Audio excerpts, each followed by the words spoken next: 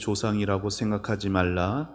내가 너에게 이르노니 하나님이 능히 이 돌들로도 아브라함의 자손이 되게 하시리라. 아멘.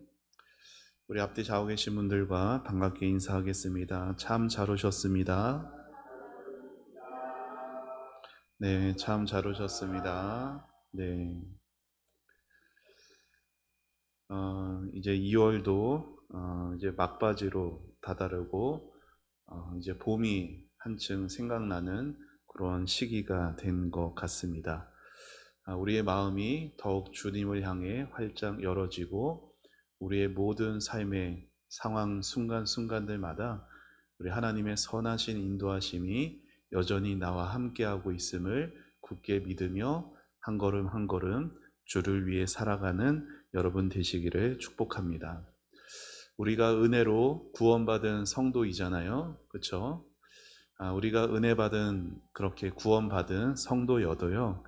이 땅에서의 우리의 삶이 항상 천국과 같은 것은 아닙니다.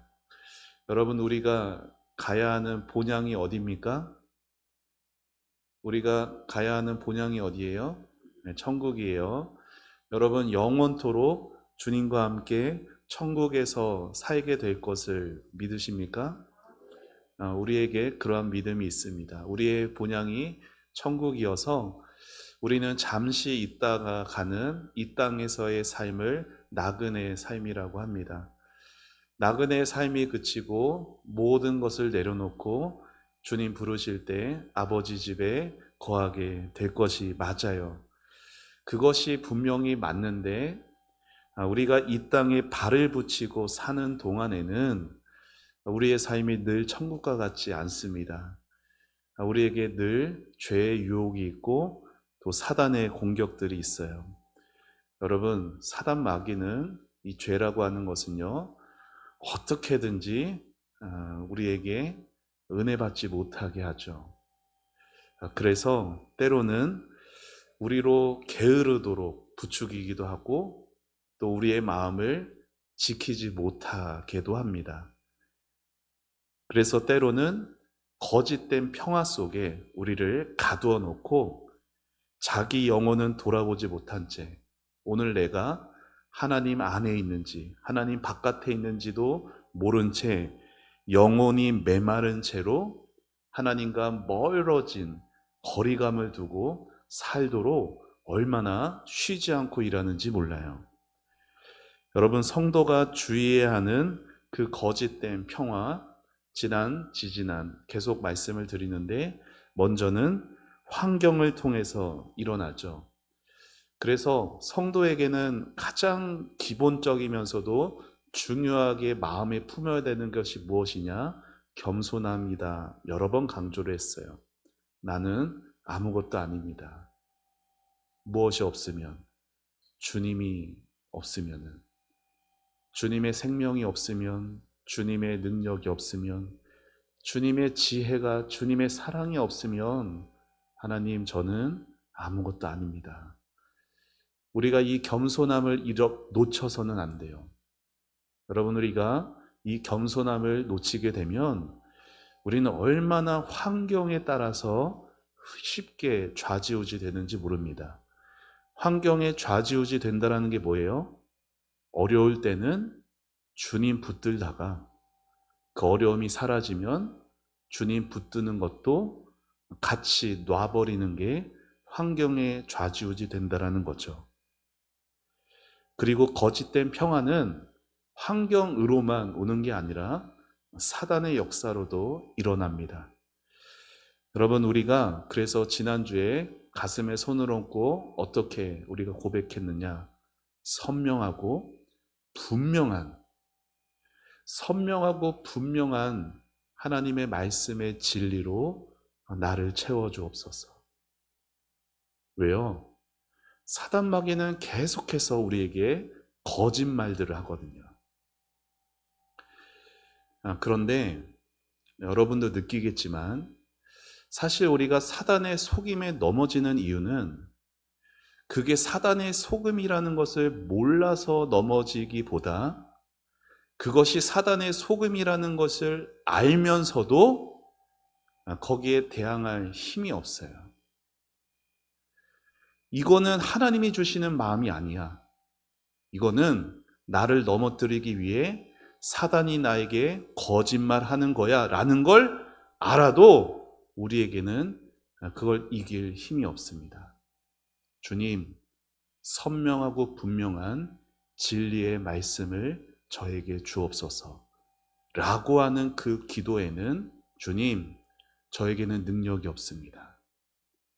말씀의 능력으로 저를 일으켜 주옵소서.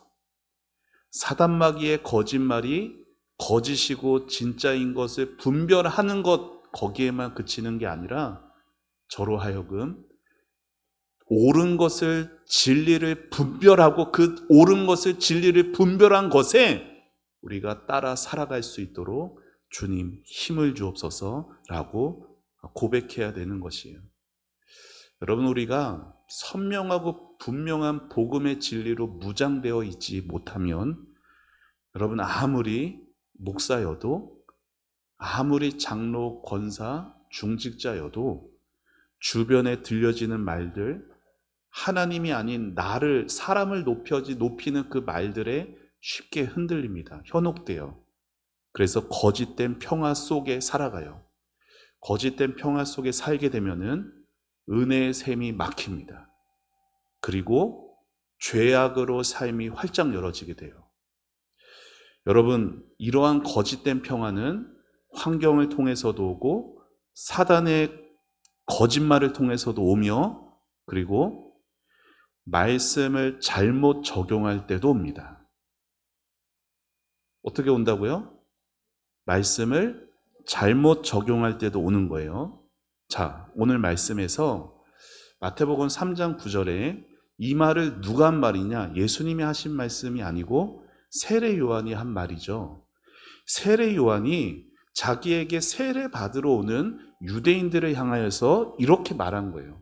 우리 같으면 아유 그래요 어서 오세요 하면서 그렇게 세례 줄 법한데 세례 요한은 자기한테 세례 받으러 오는 그 유대인들을 향하여서 오늘 본문의 말씀을 선포했어요. 우리 한 번 더 같이 읽어볼까요? 시작. 속으로 내가 너에게 이르노니 하나님이 능히 이 돌들로도 아브라함의 자손이 되게 하시리라. 여러분, 이 말씀이 어떻게 느끼세요? 칭찬 같아 보여요? 아니죠. 분명 책망의 말씀이 맞아요. 유대인들이 속으로 지금 세례 요한이 뭐라고 한대요? 속으로 너희들 아브라함의 자손이라 생각하지 말라라고 했어. 그런데 그 유대인들이 혈통으로는 아브라함의 자손이 맞아요, 틀려요? 맞죠? 맞아요. 하지만 그들이 정말로 아브라함의 자손이라면 아브라함이 하나님을 사랑했던 것처럼 하나님을 사랑했을 것이고 아브라함이 하나님께 순종했던 것처럼 그들이 하나님께 순종했을 겁니다. 그런데 유대인들은 어떻게 했어요? 그 아브라함의 신앙의 모습을 통해서 우리도 아브라함의 자손입니다. 이렇게 보여지는 대신에 우리 조상 아브라함이야. 내가 아브라함의 자손이야. 그러니 우리는 대충 살아도 하나님께서 은혜를 주실 거야. 이렇게 생각했던 거예요. 여러분, 그러한 태도를 하나님이 어떻게 바라보실까요? 하나님이 좋게 바라보실까요? 아니요. 그러한 태도는 하나님에 대해서 너무나 무례한 태도예요. 그런데 여러분, 하나님을 향한 이러한 무례함은요, 단지 성경시대의 그 유대인들에게만 있던 게 아니라 오늘을 사는 성도들 중에도 나타납니다. 어떻게? 겸손해지도록 주어진 그 말씀을 가지고 같은 말씀인데도 그 말씀을 통해 겸손해지는 게 아니라 그 말씀을 통해 더 교만해지는 사람들이 있어요. 가장 대표적인 경우가 구원의 문제일 것이에요. 여러분, 구원받은 정상적인 성도는 어떠한 반응들이 있느냐? 내가 은혜로 구원받았으니 이제는 하나님의 뜻대로 살아야겠다. 이러한 결심이 있어요. 정상적인 구원받은 성도라면 이러한 결단과 태도가 있어요. 이게 구원받은 성도의 바른 모습이죠.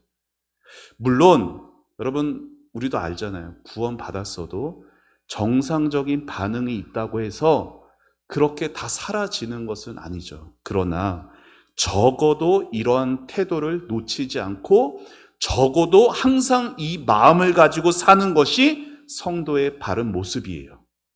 그런데 안타깝게도 어떤 사람들은 머리로는 알아요. 구원은 절대로 취소되지 않는다. 이거를 알아가지고 오히려 그 진리를 방패 삼아다가 이렇게 말하는 거예요. 어차피 나는 구원받았으니까 지금 좀 세상의 즐거움, 쾌락을 적당히 좀 누리고 살아도 하나님은 언젠가는 나를 반드시 찾으실 거다.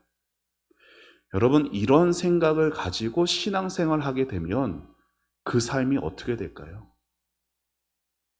죄와 벗하면서, 죄를 친구 삼으면서 죄책감을 느끼기는커녕 나는 하나님의 자녀니까, 나는 안전하다, 나는 괜찮다, 거짓된 평화를 누리게 될 겁니다.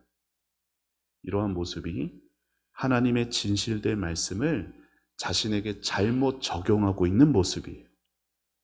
말씀은 분명히 A를 가리키고 있는데 말씀이 가리키기도 말하지도 않는 B를 끌어다가 자신에게 적용하면서 그렇게 살아가는 거예요. 여러분, 말씀을 잘못 적용하게 되면 그 삶의 하늘의 문이 닫힙니다. 은혜의 샘이 막혀버리게 돼요. 아무리 구원받은 성도일지라도 죄에 짓눌린 채 하나님과 멀어진 채 철저한 죄인으로 살아가게 되는 거예요. 더 이상 하나님을 갈망하지도 않아요. 교회에 몸은 왔다 갔다 할지언정 더 이상 하나님을 갈망하지도 기뻐하지도 사랑하지도 않은 채 너무나 영적으로는 비참한 모습으로 살아갑니다. 여러분, 이렇게 말씀을 잘못 적용해서 빠지는 그 거짓된 평화는 어떤 사람들에게 나타날까요? 교회 안에. 교회에 처음 온 새신자들이 그런 것에 빠질까요? 아니에요. 교회에 오래 다닌 분들에게 이러한 모습이 나타납니다. 나는 우리 집안이 기독교 집 몇 대째인지 알아? 나는 한 번도 주일 예배 빠진 적이 없어. 다른 성도들 다 나를 칭찬하고 있어. 우리가 이런 것으로 자신의 상태를 과신하고 있다면 우리도 얼마든지 거짓된 평화에 빠질 수가 있는 거예요. 여러분, 성도가 참된 평화를 누리게 될 때는요, 우리의 영혼이 은혜를 향해서 마음문이 활짝 열어지게 됩니다. 하지만 거짓된 평화 속에 살아갈 때는 우리의 영혼이 은혜를 향해서 활짝 마음문이 열어지는 게 아니라 죄를 향해서 활짝 열어지게 돼요. 여러분, 이 사실을 놓치지 마시기를 바랍니다. 그런 의미에서 오늘 여러분의 영적인 상태는 어떠세요? 하나님은 우리가 여러분 소위 하나님이 우리를 붙잡는 모습은 요게 아니라 어떻게? 요렇게 잡으십니다. 하나님이 우리를 손을 잡는 게 아니라 팔뚝을 잡으세요. 이렇게 잡아보세요. 그러면은 여러분의 오른손이 여러분 손이에요. 자, 여러분이 손을 놔보세요. 오른손 놔보세요. 이게 그러면은 잡은 게 떨어져 나가요? 안 떨어져 나가요? 안 떨어져 나가요. 그렇죠? 왜요? 내가 놔도 누가? 하나님이 나를 붙잡고 계세요.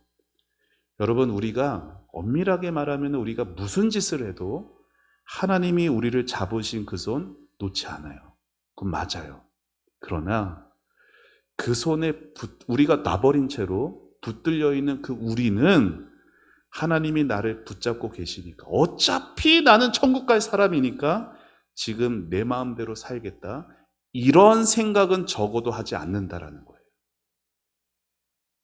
내 삶이 너무나 괴로워가지고 내가 하나님보다, 하나님이 여전히 나와 함께 하시는데 하나님이 나와 함께 하지 않는다라고 난 하나님을 원망했어. 그렇게 나는 놔버렸어.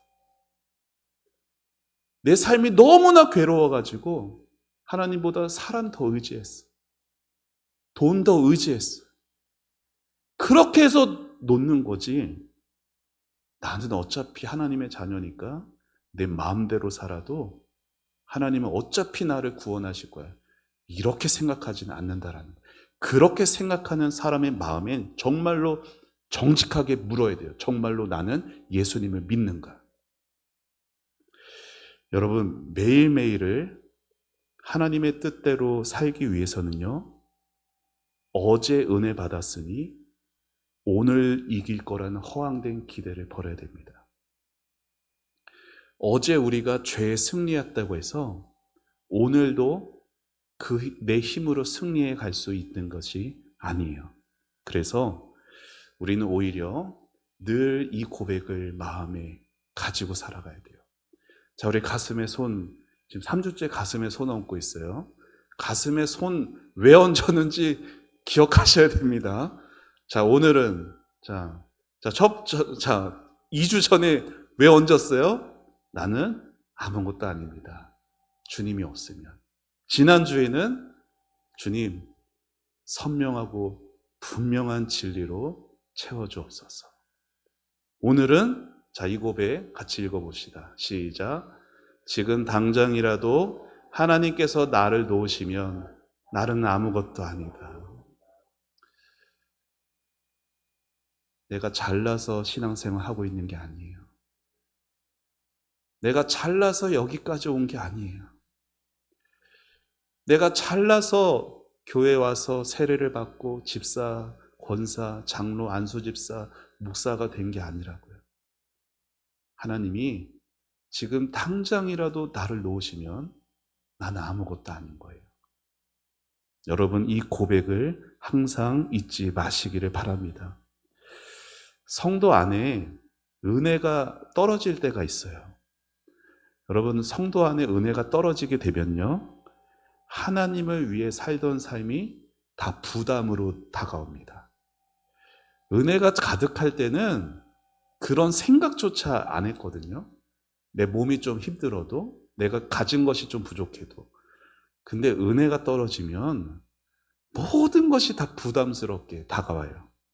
하나님을 위해 무겁고 피곤한 길보다는 나를 위해 손쉬운 길을 택해 가게 되는 거예요. 그래서 힘들게 하나님을 위해 살고 인내하며 예수님을 뒤따라가는 그런 삶 대신에 그냥 내 마음 가는 대로 하는 거예요. 내 편한 대로. 여러분, 내 마음 가는 대로, 내 편한 대로 하는 그 신앙생활은 어떤 신앙생활일까요? 저를 한번 따라해 보시죠. 형식적인 신앙생활. 반드시 그렇게 돼요. 내 마음 가는 대로, 내 편한 대로만 신앙생활 하는 모든 성도들의 삶을 보면은 다 형식적이에요. 여러분, 하나님을 정말 갈망하고 하나님을 정말 기뻐하고 하나님을 사랑하는 그 삶이 내 마음 가는 대로 내가 하고 싶은 쉬운 것만 택하며 갈 수 있을까요? 그럴 수 없어요. 그렇게 자신의 영혼이 은혜가 떨어져서 하나님을 위해 사는 삶의 실증이 나버렸는데, 그런데 자기는 어떻게 하고 있죠? 여전히 날마다 성경 읽고 있어요. 오케이 누르고 예배 빠지지 않아요. 그리고 세상에서도 남에게 이렇게 피해주지 않고 나름 도덕적으로 삽니다. 그러면 내 영혼에는 별 문제 없다라고 생각하는 거예요.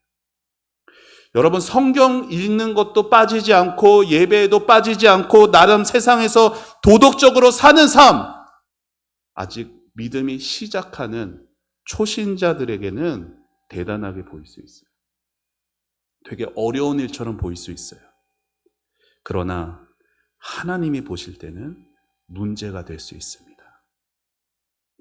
왜냐하면 신앙의 그런 좋은 모습들, 성경을 읽고 예배에 빠지지 않고 나름 도덕적으로 살아가는 그 삶이, 그것이 정말 어려운데 내가 하나님을 위해서 선택한 게 아니라 비교적 나에게 그것이 쉬워 보여서 선택해 놓고는 온갖 핑계와 합리화로 덮어버렸다는 걸 사람은 몰라도 하나님은 아세요. 여러분, 성도가 이 어두운 세상에서 천국의 맛보기 같은 존재로 살아가는 것, 그것은 내 스스로 어느 한 가지만 꽂혀서 살아가면 안 됩니다.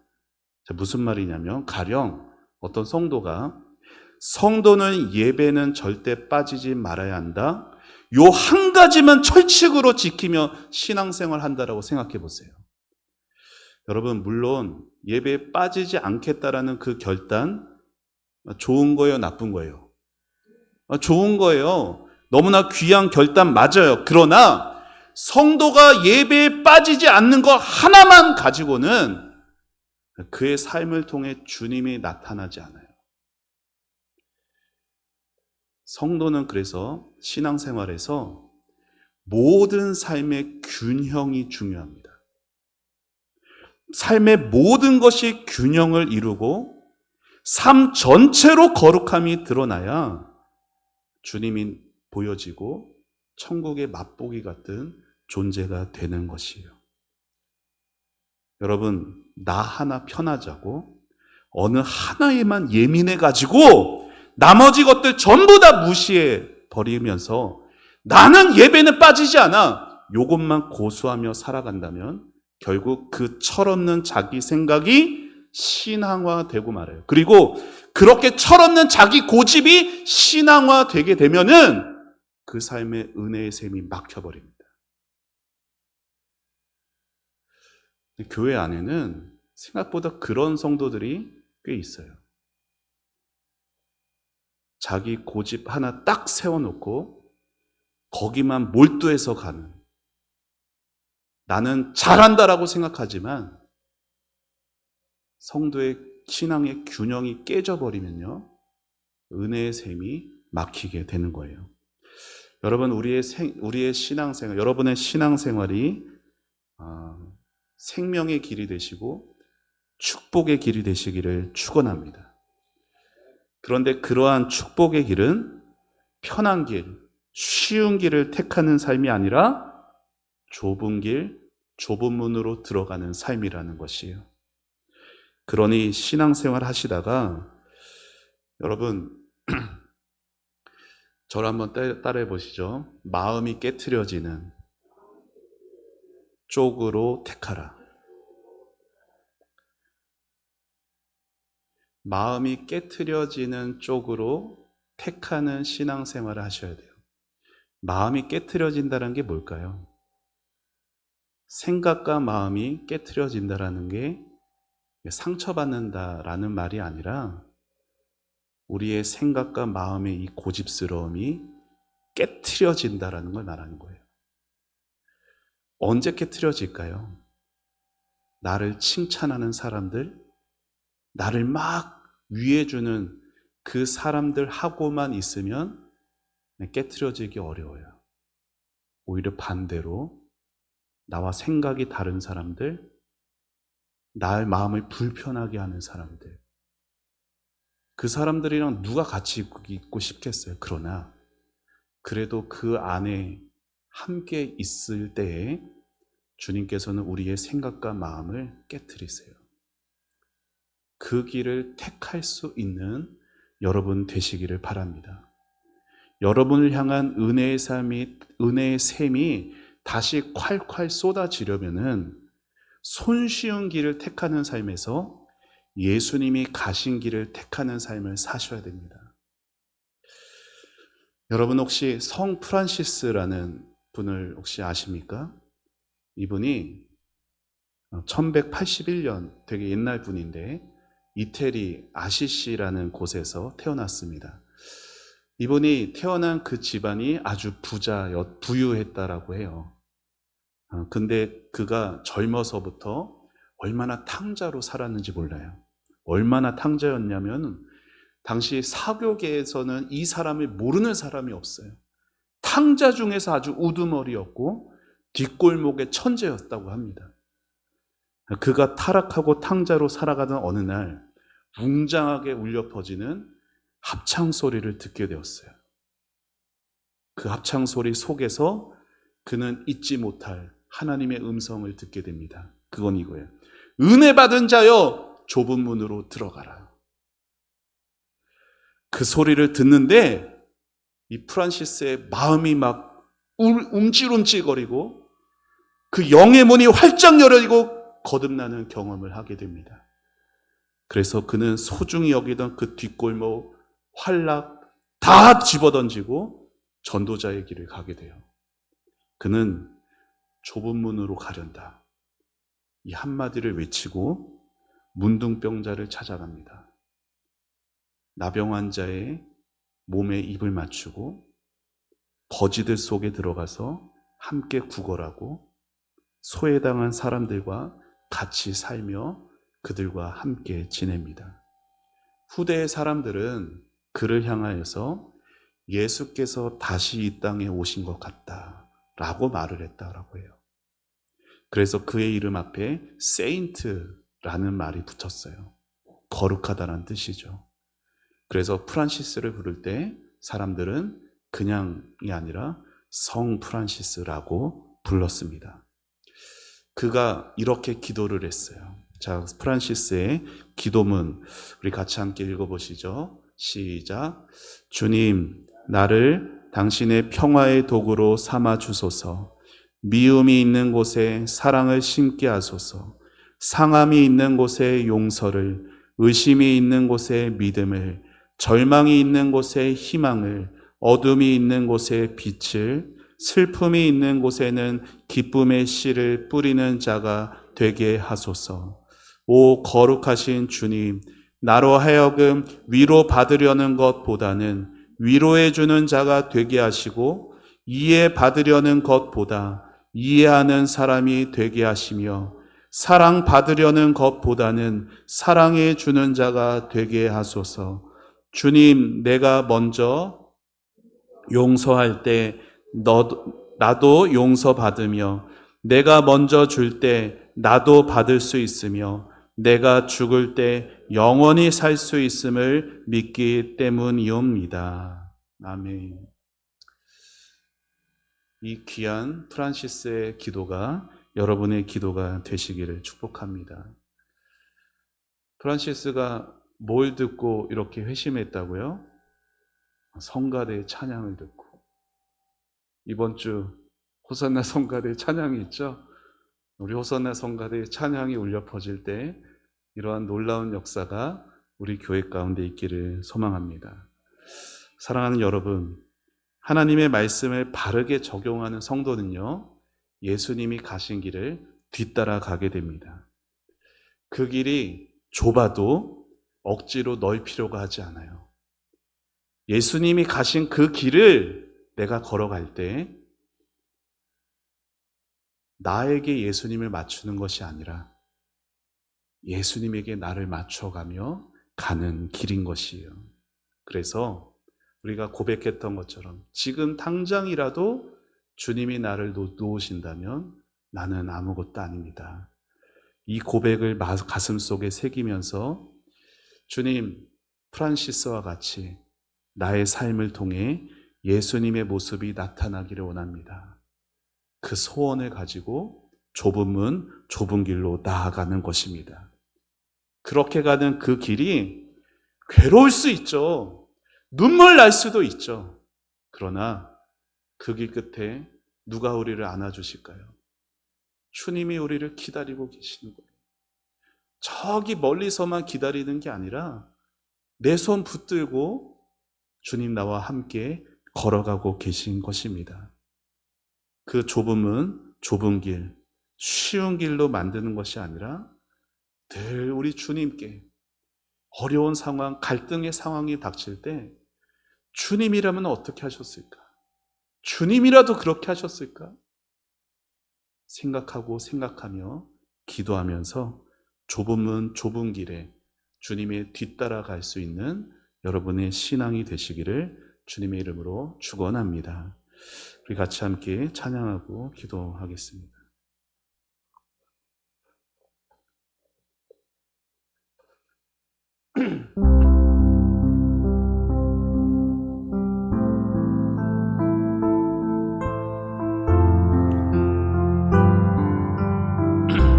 주님 다시 오실 때까지, 주님 다시 오실 때까지 나는 이 길을 가리라. 좁은 문, 좁은 길, 나의 십자가 지고 나의 가는 이 길 끝에서 나는 주님을 보리라. 영광의 내 주님 나를 맞아 주시리. 주님 다시 오실 때까지, 주님 다시 오실 때까지 나는 일어나 달려가리라. 주의 영광 온 땅 덮을 때 나는 일어나 노래하리. 내 사모하는 주님 온 세상 구주시라. 내 사모하는 주님 영광의 왕이시라. 주님 다시 오실 때까지 나는 이 길을 가리라. 좁은 문, 좁은 길, 나의 십자가 지고 나의 가는 이 길 끝,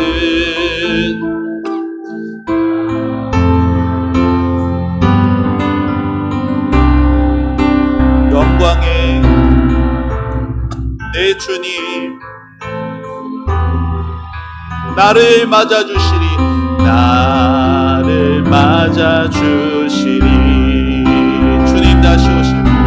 주님 다시 오실 때까지 나는 일어나 달려가리라. 주의 영광 온 땅 덮을 때 나는 일어나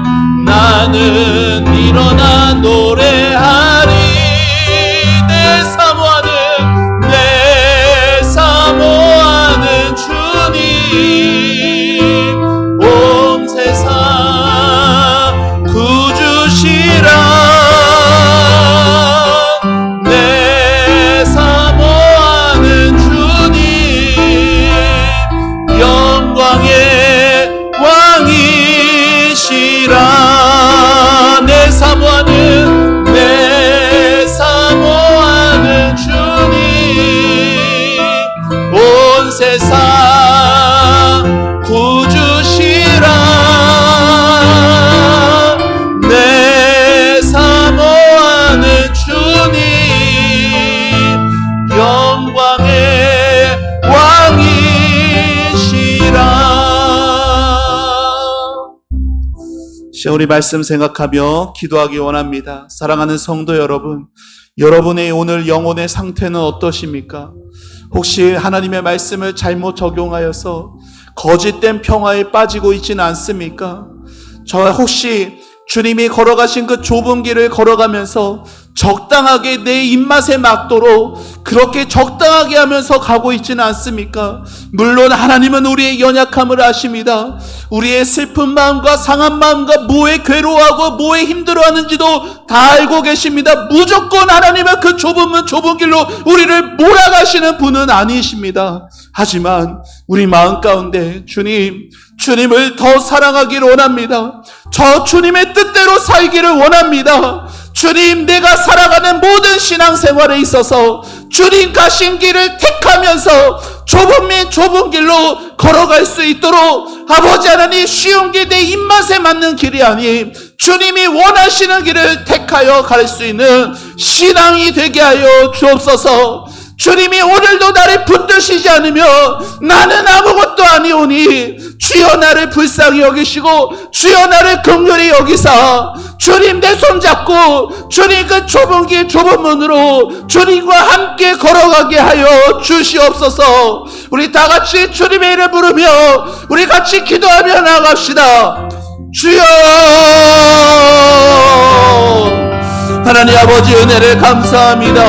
아버지 주여 이 시간도 하나님 우리에게 진리의 말씀을 듣게 하여 주셔서 아버지의 거짓된 평화에 아버지 하나님의 아버지 우리의 영혼이 실증나지 않도록 주님 우리의 마음을 깨어서 아버지 주님의 오심을 바라보며 주님의 만날 것들을 바라보며 주님을 더욱 갈망하고 주님을 더욱더 사랑하고 기뻐할 수 있는 저희들의 삶이 될 수 있게 하여 주옵소서. 주님 내가 연약하여서 내가 부족하여서 아버지 하나님보다 아버지 세상을 더 아버지 쪽으로 나아갔던 우리의 못난 모습들 주님 긍휼히 여기시고 용서하여 주사 아버지 다시금 주님 손 붙들고 주님 걸어가신 그 길을 걸어가게 하여 주시옵소서. 주여 아버지 우리를 긍휼히 여겨 주옵소서. 주님 우리를 붙드시지 않으면 주님 그 손 놓으시면 아버지 나는 아무것도 아니나이다. 주님 그 손 놓지 말아주시고 주님 이 손 꼭 붙잡아 주옵소서. 주님 저도 주님 손 붙들고 나가게 하여 주옵소서. 쉬운 길 평탄한 길 아버지 내 입맛에 맞는 내 마음 가는 대로 신앙생활하는 것이 아닌 주여 아버지 우리에게 아버지 은혜의 샘이 막히지 않게 하여 주셔서 아버지 그 콸콸 쏟아부어지는 은혜로 아버지 하나님이 기뻐하시는 것을 택하며 하나님이 원하시는 곳에서 하나님의 원하시는 삶으로 살아낼 수 있는 저희들이 되게 하여 주옵소서. 아버지 받기보다 주는 삶을 택하게 하시고 사랑받기보다 사랑하는 삶을 택하게 하시고 아버지 우리의 모든 입술의 고백들이 주여 예수님 닮은 고백들로 변화되게 하여 주시옵소서. 우리의 간절한 아버지 우리의 진실된 아버지 그러한 모습들을 아버지 주님 기뻐하여 주시고 하나님 우리의 영혼을 변화시켜 주시고 우리의 삶을 아버지 주여 아버지 우리의 모든 삶이 균형되게